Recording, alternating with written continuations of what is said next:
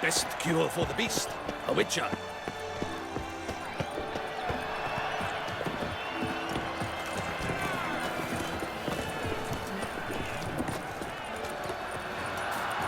Good man!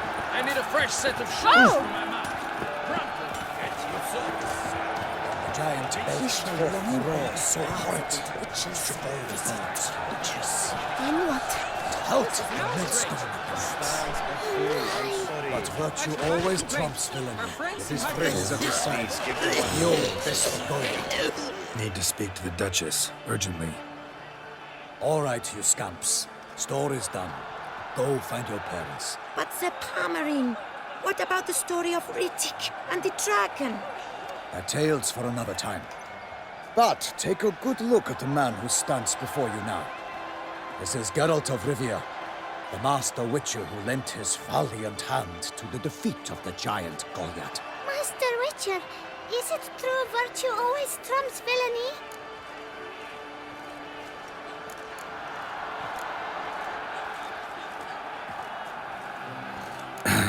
Yeah, virtue always wins. But the Black Knight, he's a villain and he wins. The cutter of Casteldaccia, too. Moral victory, that's what counts. Rubbish. Now, that will do for questions. Go find your parents. Her Enlightened Highness has doubtless arrived at the tourney grounds to watch the battle in the arena. If we hurry, we'll be in time to speak with her before the spectacle begins. Lead the way.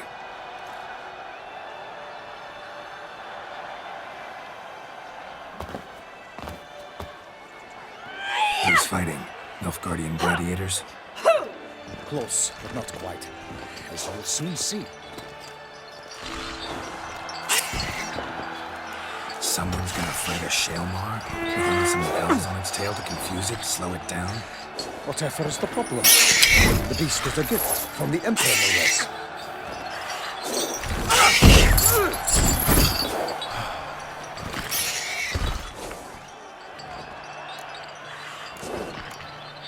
This is dangerous. Bells on its tail aren't enough. I saw a spectacle of the sort at the arena in Noldor. There, a knight defeated a Shaelmar with bells on its tail. Might have gotten lucky. Shaelmar might have been lame. Who knows? Only a Witcher has a real chance against a healthy Shaelmar. And that's not even every Witcher. Besides which, releasing a monster that dangerous in front of a crowd, plain irresponsible. Who's going to fight the beast? Guillaume, the young man you met. Yeah. Mentioned he'd promised his heart's captor a monster trophy. Great love demands great sacrifices. Let's go.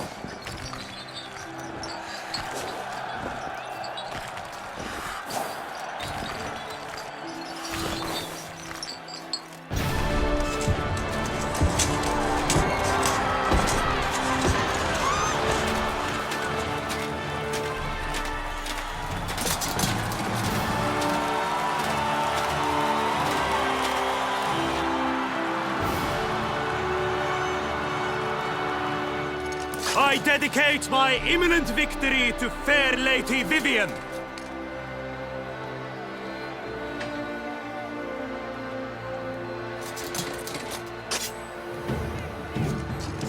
It's begun. The fight shall have to end first. We must wait.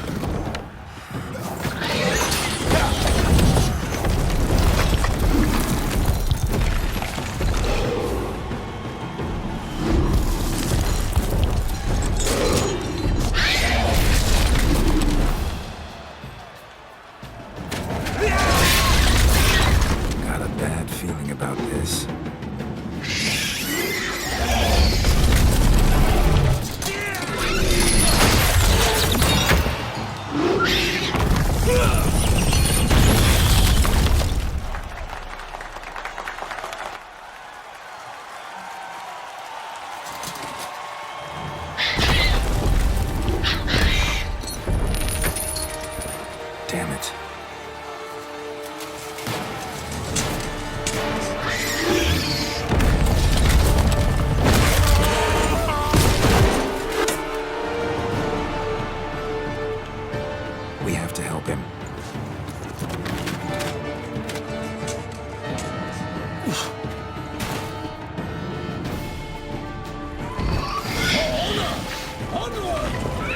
down. Tell him Bjorn hears us. Alas, for nightly, the beast our bird let loose a roar and knocked him to earth. And now the Witcher in one mighty bound to give fight to the beast. Its plans confound. The fate of the beast has been weighed by the gods. Soon the Witcher shall triumph against all odds. The Witcher waited till the time was true, then twirled, danced, and spun, struck the monster like fool. Like a bow who leaps at the love's first spurt, so the Witcher wooed the Shelmar that its foul heart hurt. Dodge, dive, flee, faints, his razor strikes belly, Shelmar's cry is loud, blood transforms into jelly.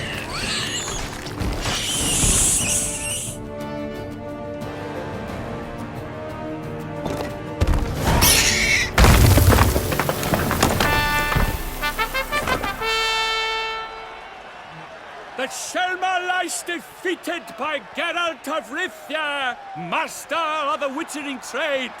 Behold, as the last gasps of life seep from the beast.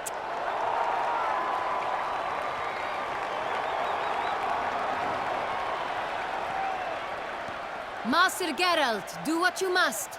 Finish the deed!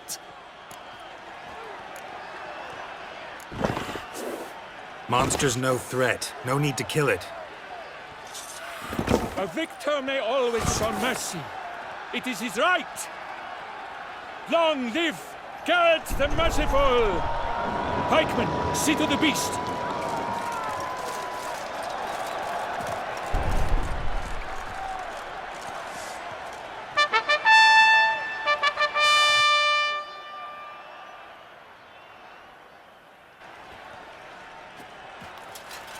Guillaume. The lad came damned close to dying. I'm fine. Not hurt at all. Vivian? Smile as befits a hero and keep silent. Speech clearly pains you. She approaches.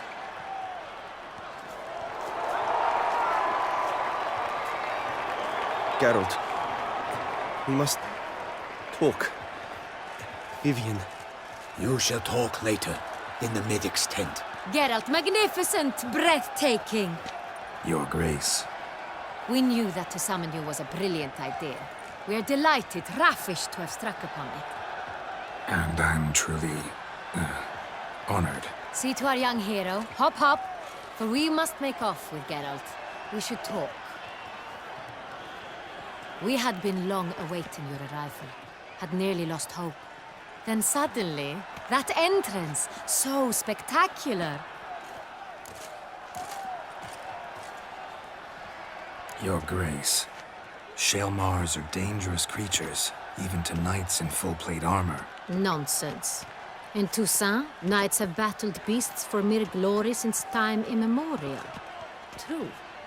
Guillaume suffered a few bumps, scars, and bruises, but in return gained eternal glory as he who slew the monster.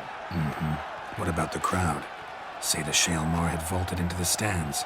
Would have been a massacre. Geralt, though we value your fortuitous intervention in the arena, we would remind you your services have been retained, and as shall soon become clear, you will be generously compensated for completing another task altogether. Your Grace, my contract. I'd like to discuss it. Naturally, but not here. We shall need Damien. He led the investigation pending your arrival. But wherever could he be? Come, we must find him.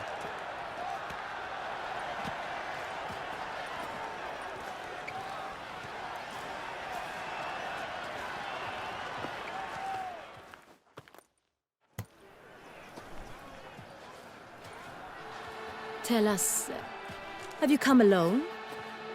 Or did Viscount Julian accompany you? Wish to see Dandelion, Your Grace? Yes. I mean, no. Yes. But solely to tell him we regret. Yes, deeply regret rescinding the death sentence we so justly handed down upon him. If we could turn back time, we would make certain he sat in a tower till he rotted. No, we would ensure he was broken on the wheel, then drawn, hanged, and quartered.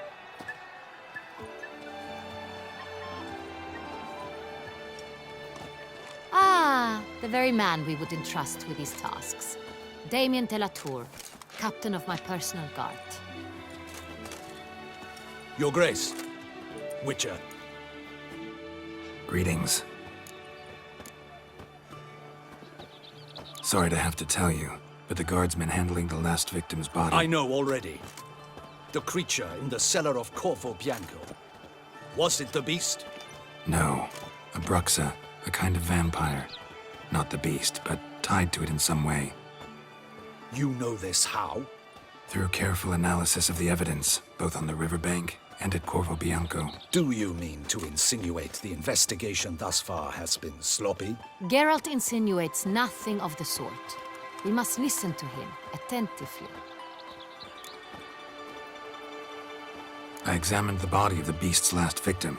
Might have found something, need to analyze it. A quiet place, that's what I could use most right now. And maybe the help of an alchemist or a mage. Also like to hear all you know about the previous victims. Take it Sir de la Tour is my man for that. Firstly, call me Damien, please. Secondly, you should know I spoke against summoning you here. I've heard much about you. You bring trouble, or thus far have, always. And we've enough trouble as it is. Yet we are capable of defeating the beast on our own, without an outsider's help. I've no doubt about it. Damien, we settled the matter of the Witcher's employ some time past. Definitively. Since you have broached it nonetheless, let us discuss Geralt's pay. Are the legends true? Do Witchers usually demand that which you find at home, yet did not expect?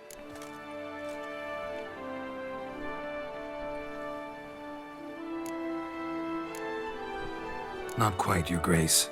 Law of surprise, it's something we invoke at times, but rarely. Usually we just take gold. Disappointing. This law sounds rather romantic. On the other hand, on returning to the palace, we would likely find impatient petitioners or a set of sample fabrics for a new dress. Poor rewards, both. I fear you'd not have much use for any of the surprises we are likely to come upon. Thus, we've decided you shall receive the deed to a vineyard, Corvo Bianco, and the sum of coin. You will doubtless consider this adequate. Title to the vineyard shall be given to you at once. Surely you'll need lodgings while you hunt.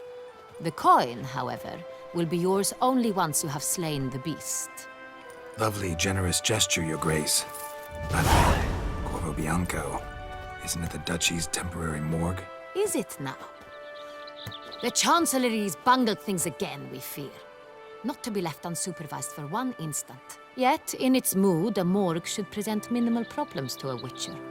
What's more, nothing enhances a wine's reputation better than a grim legend. Thank you, Your Grace. I accept the contract, of course. But as I said before, I'll need some information. How'd it start? Who was the first victim? Crespi was the first to die. He was famed once for his many glorious tournament victories.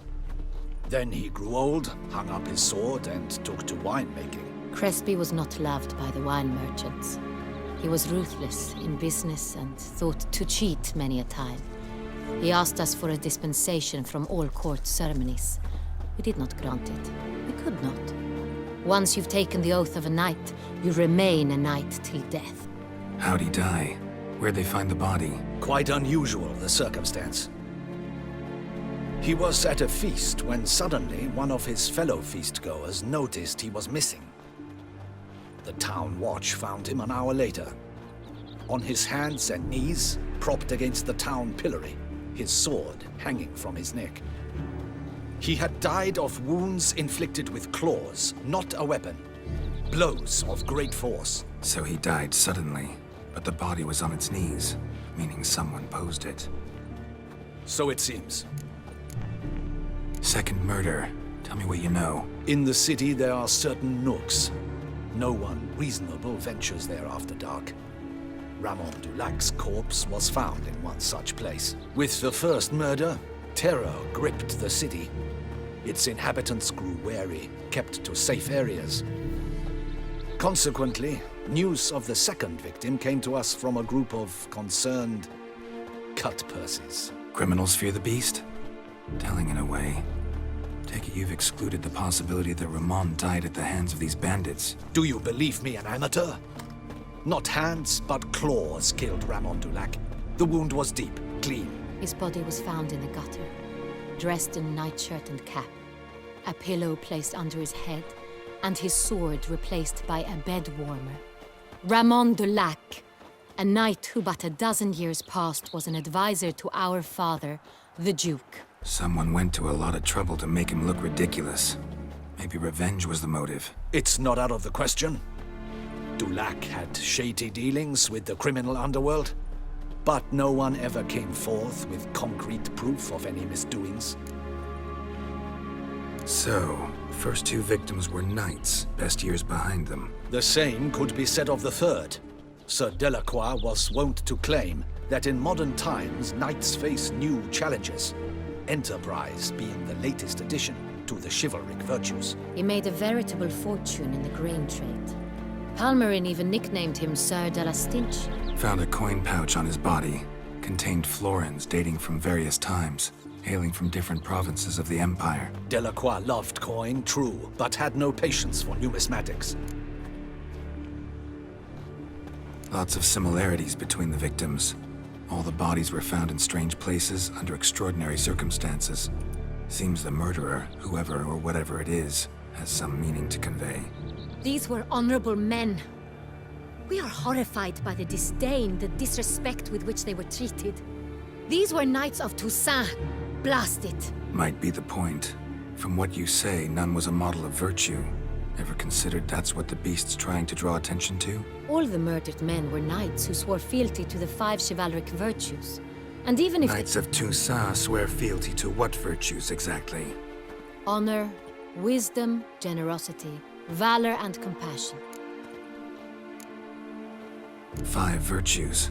Why are they so important to your knights? Strange question. Your Grace, forgive me. I'm a foreigner trying to understand another land's customs. You are forgiven. According to legend, the virtues we cultivate were bestowed upon us by the Lady of the Lake.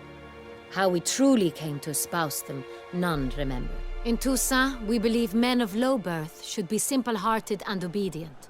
We expect much more, however, of our knights. They are to be soldiers and courtiers, lords and servants. Thus, the need for clear moral guidelines. At the time of his dubbing, a knight vows to demonstrate throughout his life honor, wisdom, generosity, valor, and compassion. Beast seems to be pointing up moral decay, denouncing it. Victims were all humiliated.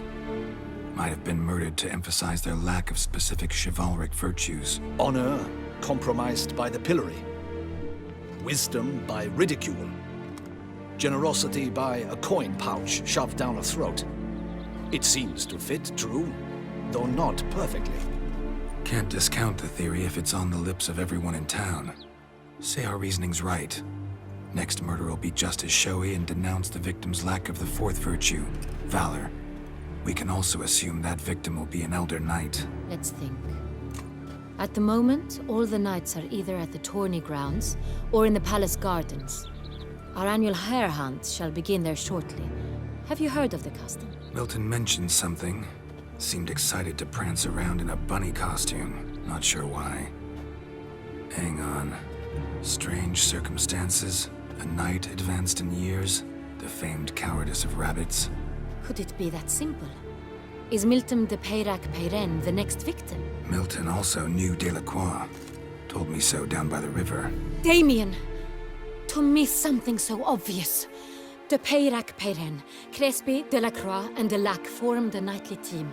It was years ago, but They were a team? they were close friends, tightly knit, and as such earned the trust of our father, the Duke. We often witnessed him turn to them with delicate matters. Later, their paths diverged. Unlikely to be a coincidence. Beast must know it too. It's a lead, I'm sure. Your Grace, we need to find Milton, immediately. Rather problematic. You see, the garden entertainments are due to start, and he's disguised as the hare, hiding somewhere waiting for some tipsy courtiers to find him. The hare's hiding place is a carefully guarded secret. We must call off the game, at once. First and foremost, we must remain calm. Damien, order the gardens searched immediately, but discreetly. By no means can we disrupt the festivities. Panic will only incite the beast to strike sooner. And you, Witcher, follow me. My gardens, my night, I shall take the fall. A murder is out of the question. I will not allow it. Not near my palace. Horses? Ready our horses!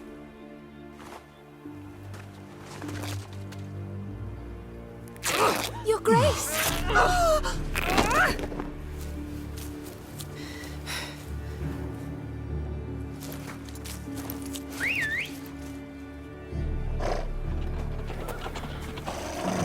What the hell? Why, I should...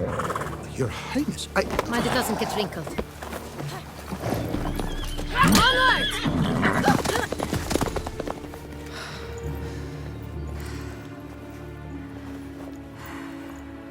Hey! That is silk! Be careful! Give it to me!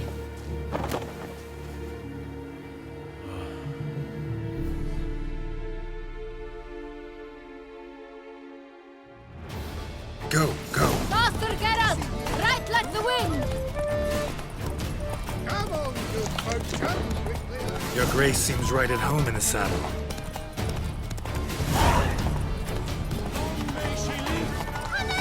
This way! Through town! Try not to lose your way! Sharp right! Take care! Good! Let's follow her!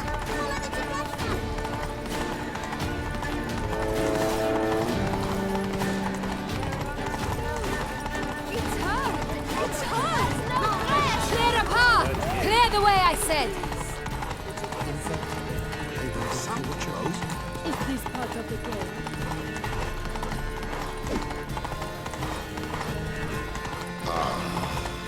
It's here! Just round the corner! Hurry.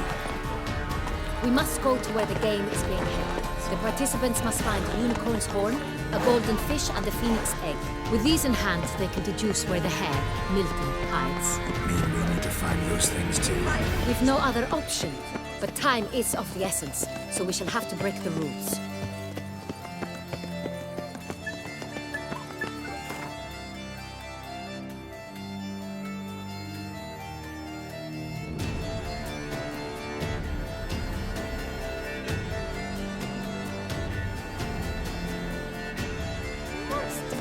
Mamas and papas.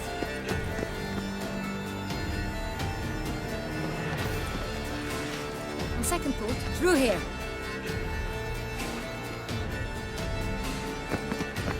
I shall show you where the hunt plays out. Then we will split up. You will get hold of the unicorn horn and the golden fish, while I nab the phoenix egg. That will be quickest. The unicorn. How do I catch it? It's terribly skittish, true, but I'm sure you will find a way to earn its trust. Turns round, over there, look. Golden fish. Do I need a rod or a net? Please, Geralt. It's not a real fish.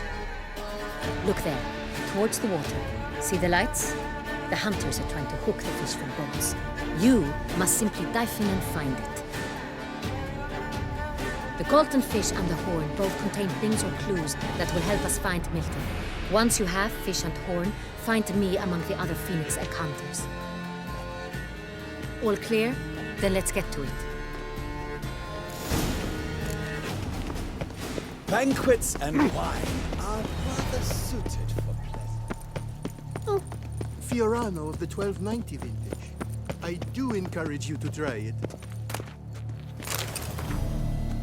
You'd like a taste, perhaps? Est, an old vintage.